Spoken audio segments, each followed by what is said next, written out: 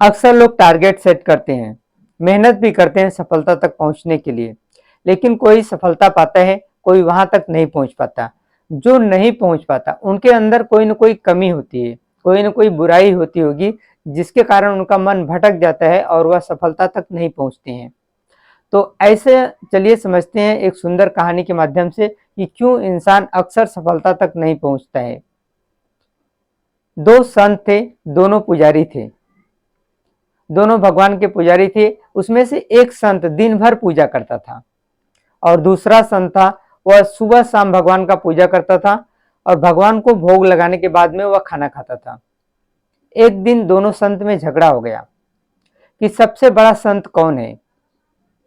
दोनों यह तय नहीं कर पा रहे थे। इतने में नारद जी वहां पर आए, पूछे झगड़े का कारण क्या है। दोनों ने बताया कि हम में से बड़ा संत कौन है यह हम निर्णय नहीं कर पा रहे हैं। नारद जी बोले कि यह बहुत छोटी बात है, कल मैं इसका फैसला कर दूंगा। दोनों को मंदिर में बुलाया और जहां पर बैठने वाले थे दोनों पुजारी, दोनों के पास एक एक हीरे की अंगूठी रख दिया नारद जी ने।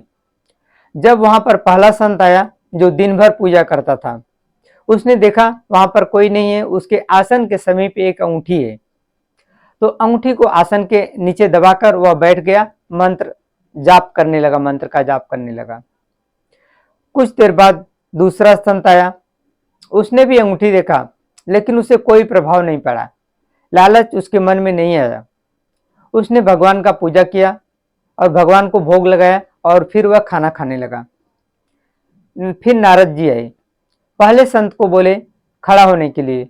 जैसे ही पहला संत खड़ा हुआ तो जो अंगूठी उसके आसन के नीचे छिपी थी वह दिखाई देने लगी।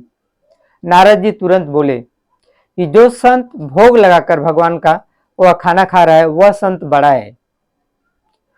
कि उन्होंने बताया कि जब आप भक्ति करते हैं तो आपका मन से बुराइयां भी खत्म होनी चाहिए।